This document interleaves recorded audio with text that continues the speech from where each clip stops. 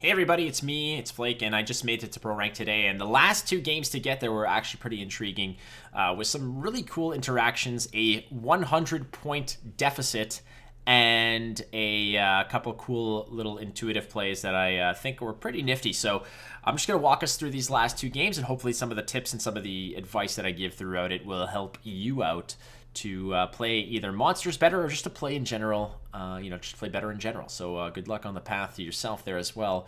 Pro rank is attainable, friends. It just takes a little practice.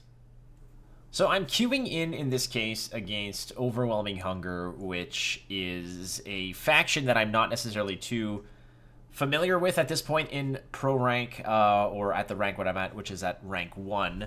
And looking at my hand here, not knowing necessarily what I want to go against, I know that I need to outpoint my opponent in this case. I see the Northern Wind here, and I don't find that there is going to be an ideal target necessarily, but again, I don't know necessarily what I'm up against. So when you're not sure what your opponent is bringing to the party, you want to rely on the points that you generate yourself. So I do get rid of Northern Wind here, and I pick up a Parasite instead. And again, really destroying my opponent's creatures is not really going to help me out. So I just go for the option of probably relying on my own point generation. I'm on blue coin here. So again, looking at what I have in my hand, I have the Kikimor Queen. I also have the Caranthir. I've got the Larvae, which is essentially the first play you want to go for. I suspect with Overwhelming Hunger, it's going to be some type of Rat Swarm fiasco. But at this point, it's not really going to be something I need to worry about, until later on. And looking at what's going on here, my opponent with the Overwhelming Hunger, there's no real clues besides the Overwhelming Hunger that this is likely going to be some kind of combo piece, Glusty Warp kind of deal. But this threw me off because when have we really seen Frightener in a while? And I had not. So no answer. I don't run a Bomb Heaver in this deck against scenario because I usually outpoint or bleed out scenarios. And in this case, seeing a Frightener on blue coin is indeed frightening. So looking to just try to weasel out as many points as possible here. I feel like I can be greedy because given the fact that a Frightener's out there, that also indicates that my opponent is likely going to be playing cards that affect his side of the board via consumes. So he's probably not going to touch anything I'm doing. And typically monsters don't really do anything in that regard either way. Control monsters is not as common as just the swarm or point generating monsters. There's Slizzard, and now I'm kind of cursing myself because I tossed away a Parasite, but it doesn't necessarily matter because, let's see, what can he possibly do? And I'm kind of kicking myself at this point, as you can see, a little bit of being upset at tossing the Parasite, but it's no big deal because I have many ways to generate points. I've got the Caranthir and the Kikimor Queen to really make things happen. And in this case, making some space on that front row as well is important, so I flip the lamp to get the Djinn out. I drop the warrior there, which eats the egg and the Djinn, creating some space, and now I have an army of drones. And as you can see here, this is where it starts to pop off for my opponent. The Slizzard eats the Foglet, which gets the trigger on the Frightener, and I know that there's a chance on blue coin that he might actually just outpace me in value. So when you're on blue coin and you fear that you could get outpaced, it's not a problem to go ahead and commit bigger pieces. And looking at my hand right now, I have some of those big pieces. And of course, given the fact that Renew is already guaranteed, I have the pieces I need. I just dropped the Caranthir here with the Kikimor to clone it and get the Thrive trigger. And I don't protect it because I know my opponent likely has nothing to really deal with my board. He could, if he wants to, possibly play Northern Wind and banish my Caranthir. That was a risk I was willing to take in a scenario where it's round 1 where I can still get out. So right now, I don't clone my Caranthir again with my leader ability to get another Kikimor out and really get ahead, because I feel like there's a scenario down the road in round 3 where I'm going to need not just the one Caranthir with Renew, but I need to clone him with my ability too. So here he goes. He's, again, making things happen, and I'm like, what can I do in this case to really keep pace? I'm up by a significant amount of points. So let's just drop the Eager in here because, again, if he has his Parasite, then let him have his Parasite. It's a Parasite that he can't use to kill a Kikimor later. So let's just make it happen if he's got it. But we're more so than the 13 points that the Eager represents. It represents the Thrive trigger and all the bonus value down that row.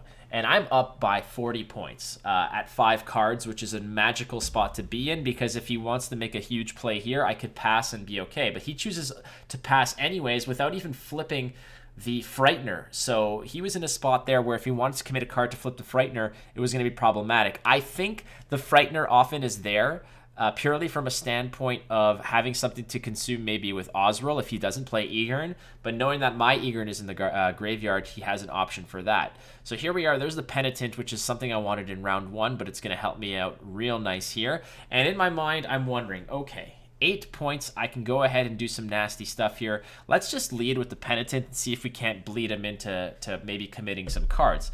I'm wondering what his gimmick is here. What is he doing? A little bit of celebration for some reason. There must have been a good tune going on there. There you go. No sleep till Brooklyn.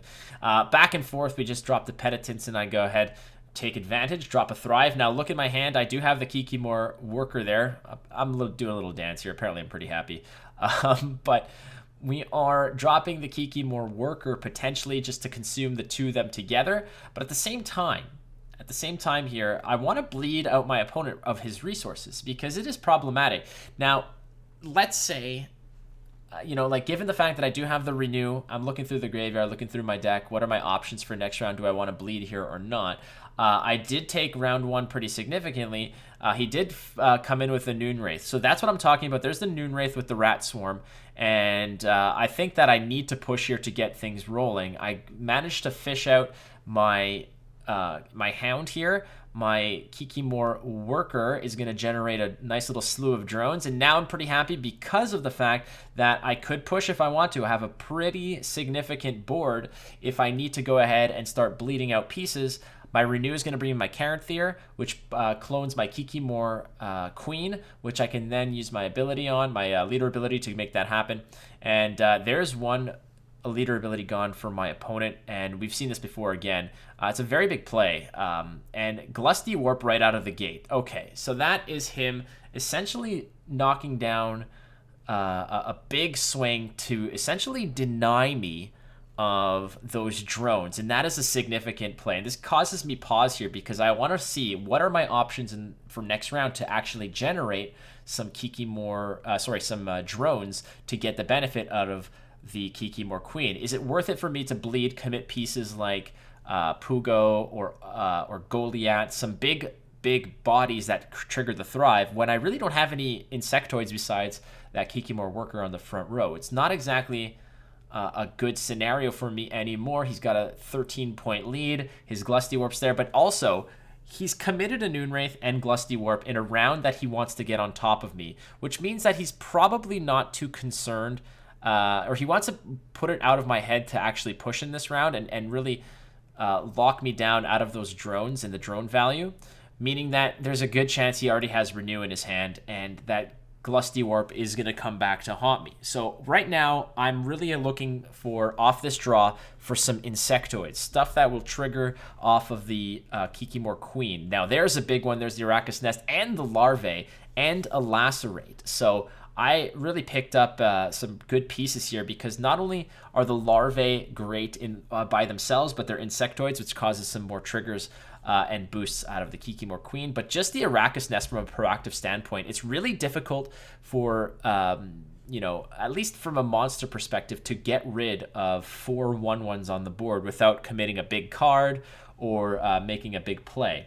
I could kind of bait out the Renew in this case, but I want to see what his greed scenario is. In the back of my mind, once again, I am just worried about Renew onto Glusty Warp.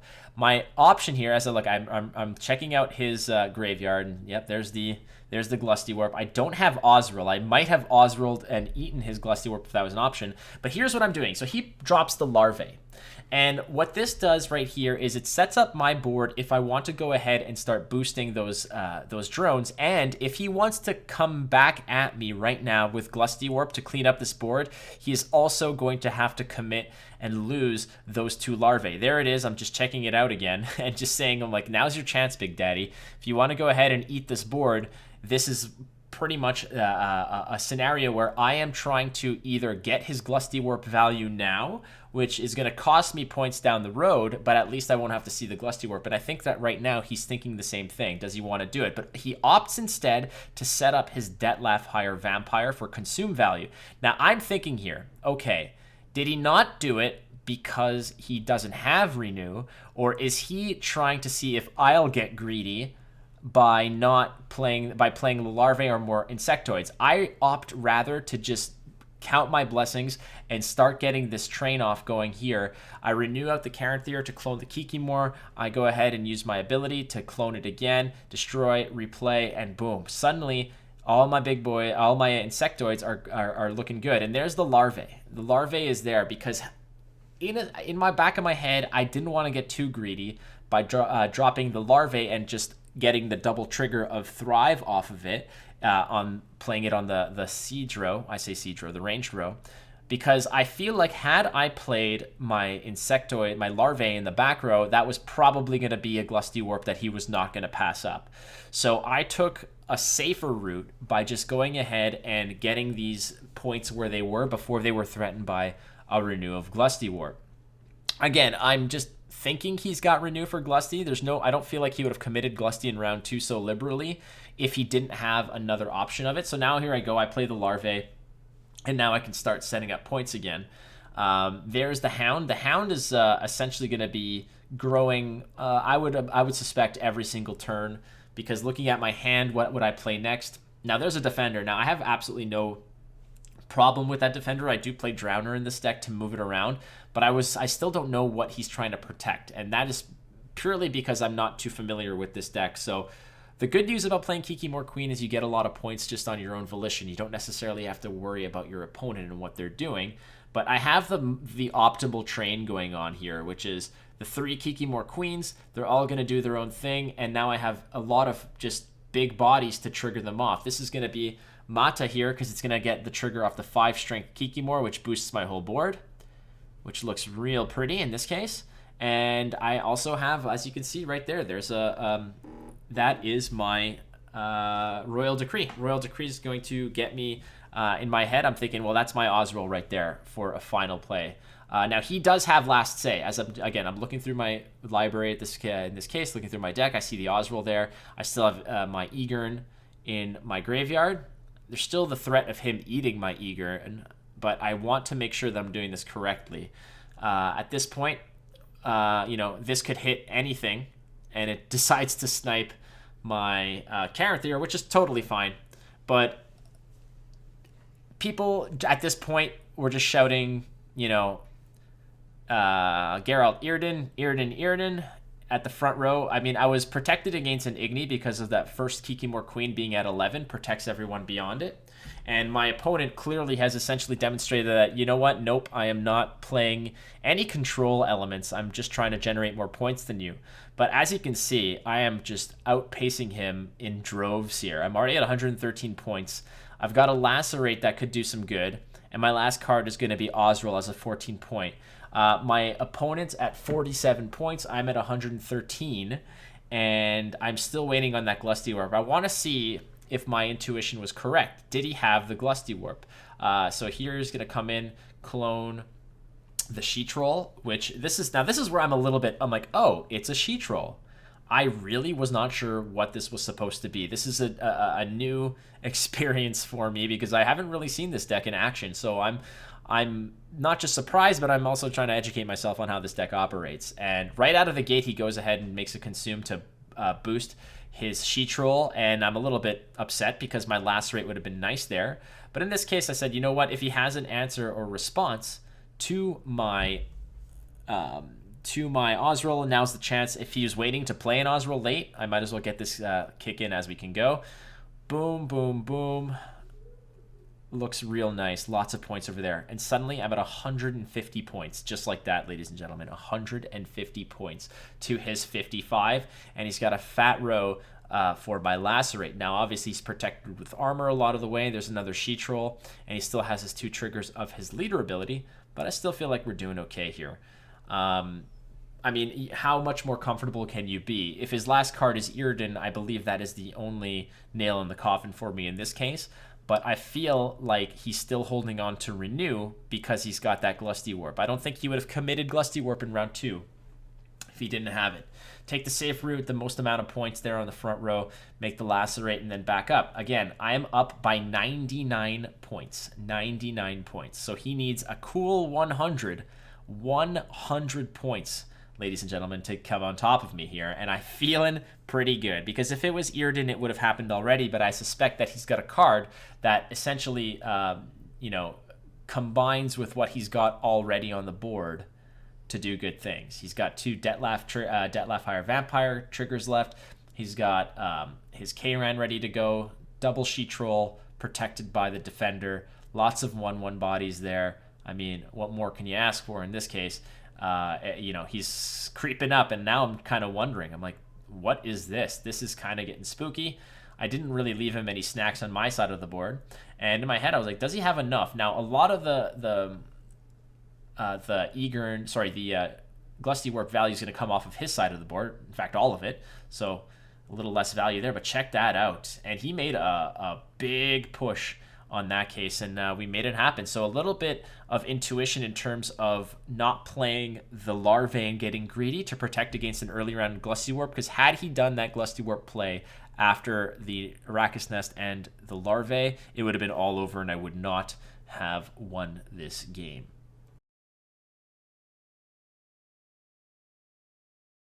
All right, so here we are. This is our final boss, as they say. I'm kind of getting the mode here, listening to some uppity Incubus songs here, and it's another overwhelming hunger matchup, which again I'm not terribly familiar with overall, but I just came off of a match against them, so I feel comfortable. I'm kind of like confused here. Looking at my hand, it is not looking terribly pretty because my combo pieces are not quite there.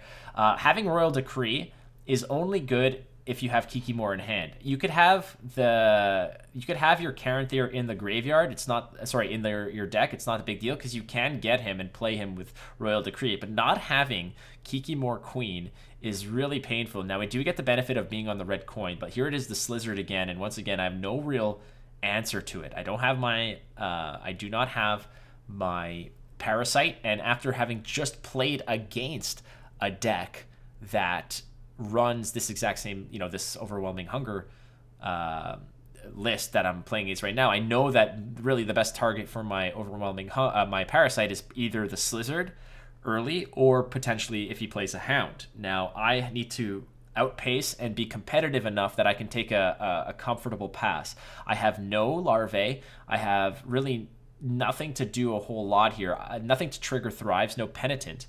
The other option was I could have been playing that Egg and then consume it, etc. But there was no follow-up, right? There was nothing that really was going to help me out here. I wanted to play the Kikimor Worker early so that I can get the benefit of playing the Egg afterwards, increase the... I could then increase the armor on it by some magic, should he have the 4-cost organic 4 damage removal spell that monsters have, but he decides now, okay, look at this. And again, I am kind of upset that I do not have my Parasite in hand. It's kind of a bad feeling, like I mentioned, where you don't get the tools you have. We know what we're up against now, so we're feeling a little bit more comfortable. The Egg comes in, increases the armor on my Kikimor Worker, and this is going to be problematic because he's got a Slizzard that's going to go to town on me, and everything he plays is going to have exponential value because there's one consume right there. I can't touch that Slizzard in any way, shape, or form. The Sheet Troll is going to do nastiness, so I have to be competitive in this round. I absolutely have to do some work here. I got to commit some big pieces. So we're going to put Eager in here. This puts me ahead. Well, I say ahead. It ties me up here. And again, just looking at my deck and just cursing myself that I do not have that Queen. Because if I did have that Queen, I would have probably pushed a little harder. But once again, he is going to town on me here. He's getting value on top of value. Every single card he plays essentially dies to that Slizzard, which then gets a 2-point bonus from the Sheet Troll. And I'm just struggling to just stay ahead of the game here, which is fine. I know now that, I don't have the Kikimor Queen, and my Mata at this point gets me my Renew. So what I'm trying to do here is seeing if I can't find a seam where I could just get away. That's relatively low tempo. I say relatively because monsters can spit out a crap ton of points, but I got to get ahead of the game here, and it's not looking too pretty. I was considering potentially dropping my Goliath here. See, I just kind of hover over it and maybe eating it with, but I can't because I don't have dominance. So I'm like, well, that's not going to work because there is an 18-point Slizzard that is just laughing in my face. I wonder at this point, is it worth it to just back away? You know, a little back away, not today, disco lady kind of thing, because of the fact that do I really want to commit 10-point cards if I'm not getting Thrive triggers off of them? And I feel like this is me going to be pulling the plug. Now, I dropped the Pugo here because I thought there was a chance, there was a small chance where if it hit the armor on either of those insectoids, as you can see there, or any of my drones, I could have gotten a little bit of best value. But it obviously I lose the 1 in 6, and it hits my Barghest. So my Pugo, which could have been a 10 or 9-point Pugo, became a 7-point Pugo. And that puts me behind by another 2. Now I'm at 5 points, but what it does here is that being on red coin is the benefit for me because I'm not really worried about losing the round if I'm just within 2 points because I do have that Goliath and I'm on red coin. So should he play another card, I'm kind of hoping he just plays something big here to sort of get spooked off and just sort of seal the deal on the round. So I can't come on top of him here, but. I'm not too worried. Now, he does play the Dettlaff, and that is a big money play because it's essentially 10 plus the 2, and I'm like, all right, we're done. Thank you so much. Now, what did we see, really? We saw the Dettlaff, we saw the She-Troll, and we saw the Hound, and I really only gave up, I guess you could say, Egerin, but I had Osriel in hand, so that's not a big problem, and the Pugo, and that's not the end of the world. Looking at what else we have here, now, knowing what we faced last time, I'm kind of counting, what I can play here because this deck played a Defender last game and it played another She-Troll, and I did find my Parasite. And really, what can I do? He might play Defender into She-Troll, and She-Troll is locked on the melee row. So if he plays Defender, I need to be able to respond to it so that perhaps he doesn't feel like, like he might feel like the She-Troll is safe or not. That way I can move the Defender away and kill the She-Troll with my Parasite.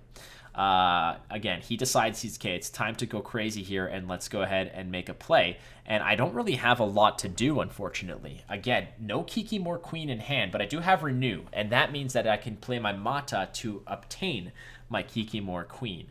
But at the same time, I feel like he's going to push me here. And this is a really expensive play for a 5-point bronze, but I need to have insectoids on the board. If he chooses to push me, if he chooses to bleed me, I need to make sure that my Kikimor Queen gets the job done. So I'm just mirroring him now. I go ahead and get the best possible play I can to open up with if I suspect a long round, which I do. I'm hoping that at some point he gets burned by the fact that I'm literally just going to go in there and do some nasty things. But again, if I commit to him my eggs, I feel like that's a slow play. I need to just kind of continuously stay neck and neck with him here and have my Kikimor Queen ready to go. I still have an extra Thrive trigger if I want to by playing the eggs next to the 2 larvae. And I want to see, I really want this guy to go in. Now, this is where I kind of do so you're saying there's a chance little video, because I feel like I might have a chance here. I picked up my Kikimor Queen. I essentially picked up all the pieces that I need to be competitive. I still have my leader ability, and I've got some big cards to play, and I have a response to if he plays a really confident She-Troll without any protection. So feeling a little better at this point. And again, he really slow plays it here by playing just a small provision, 4 provision bronze. And, I can match that, no problem. I'll play one as well. And let's see what happens. I'm kind of hoping he passes here so I can maybe just get away with, playing, let's say, just the Parasite or something. But he's continuing it on. And now it's time to go full force and punish him for trying to bleed me. And as you can see, now is when I pretty much throttle down and take control of the round. And if he wants to go crazy on me, he can, but suddenly his lead became a 12-point deficit, and I don't think he really has any opportunity to get ahead of me. He knows that I'm set up for success here with everything, and there's a good chance that he just doesn't think I have Renew, that he's like, all right, well, I just expended your win condition. I got your Kikimor Queen and your that Thrive train out of here because I spooked you into thinking that this was going to be a long round. Haha, screw you, Flake. I'm going to just pass here, and we're going to go to the next one. That's totally fine with me too. If he wants to back out of this round, it's not a problem. Now, I do worry a little bit because I don't have any, insectoids ready to go, but I got 3 draws and some mulligans. Now, here's the deal. Check this out. Now, this is where I'm kind of telling him, okay, I'm prepared for this. I kind of tell chat, I'm ready for this. This is exactly what we saw last time.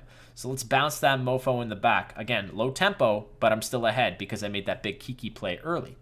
Now, I push that to the back. This might legitimately just be him saying, well, what else could he possibly have? Like he didn't play Parasite against my dog in the round 1, or my She-Troll in round 1, or my Slizzard in round 1. So maybe he just doesn't play Parasite. Well, joke's on you, I just didn't draw it. So we're going to see what his follow-up play here is. But keep in mind, he has 2 leader triggers. Now, I just back out, which means that he's got no protection for his She-Troll because he just played his Defender. So, again, a little confident here. All right, you're saying there's a chance. Let's go to round 3. Lloyd Christmas is on my side, ladies and gentlemen. Little Samsonite. And I do draw some good stuff here. I do draw the Larvae, which are really good as an opener.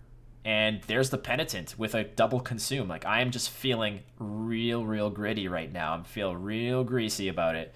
I've got big cards. I've got a Parasite if he wants to sort of let things go. And this to him, let's say he's playing Glusty Warp, which of course he is, because that's what this deck kind of does. Would he expend a Glusty Warp to get rid of these 2 larvae? I don't think he would. So now we're going to go back and forth here. He drops his Penitent, and I'm feeling okay about it. I will drop mine. Not a big deal. Now, I have to drop this on the front row because I want my Kikimor Warrior on the front row as well to maximize the amount of insectoids on that front row. So get the trigger off. Everything looks fine and dandy. And I still have that Parasite, which looks good. Parasite, just a 6-point card. But again, depending on my opponent's confidence level, if he feels like he can play things without getting tested, then I might find a sneaky little, crack to just play that Parasite and get rid of a big card. Feeling real good. Still feeling great. As I take a sip of coffee here, I apologize.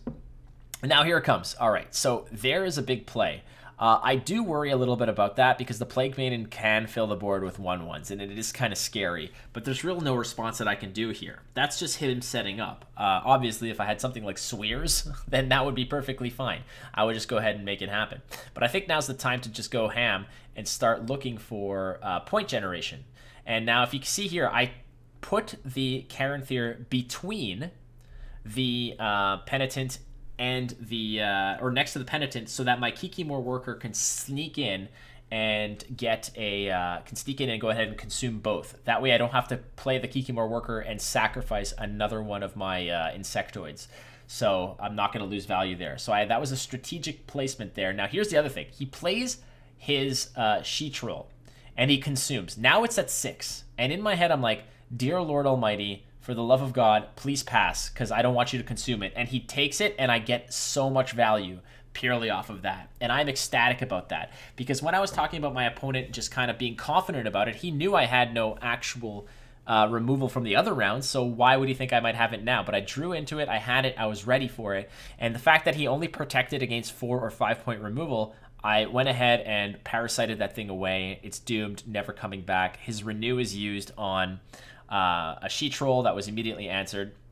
Here comes Karen, more triggers, and I'm looking good. He cannot touch me. He cannot do anything to my front row. If he had any answer to the Kikimors, he would have done it already. We're just looking real good. Here comes the Warrior, double consume. My dog comes out, and it's time to go to town, and we're just generating points. We're on top of him by 9. I know that he's got 2 more leader abilities, and I know that one of his cards is Glusty Warp because it's got to be Glusty Warp. He's setting up to play Glusty Warp, essentially. So now we're kind of waiting. He goes ahead and consumes those, gives me those 2-point donation there. But we're still feeling all right. We're still feeling okay. I'm comfortable from the point perspective because, again, looking at what the points are doing, Glusty Warp is a spooky card if it's, in any way, shape, or form. But frankly, he's eating a lot of the ones off of his side of the board. So he is kind of losing a little bit of value. Now, boom, there it goes. And I'm a little bit surprised, frankly, that he ate it right now. There's no reason to really think that monsters play locks, because if I was going to lock it or something. So he ate it right away. It's more likely that I have Lacerate to just go ahead and clear out all those rats on one of the row, but he opts instead to take the safe pass, make space with his Karen. Here comes Glusty Warp. Lots and lots of points. Fat Boy Glusty comes out for 36, and he's only ahead, ladies and gentlemen, by 9 points. And there it is. Once again, Osriel is going to... I kind of get a little bit scared and paranoid, so I go check my graveyard to make sure he's in there. And boom, Egern gets eaten. Another triple thrive on that, and we win by 19 big points. Feels good. Made it the whole way. But there were some pretty good decisions that I feel like I made in that. Some pretty good intuitions that I made to go to and made the right choices to sort of read my opponent's hand. And the fact that I went from the game prior to this game, facing the same enemy and taking that information from the previous match and applying it to this match to get to pro rank just feels good all the way around. Anyways, we did it. Feels good. And yeah, thank you so much.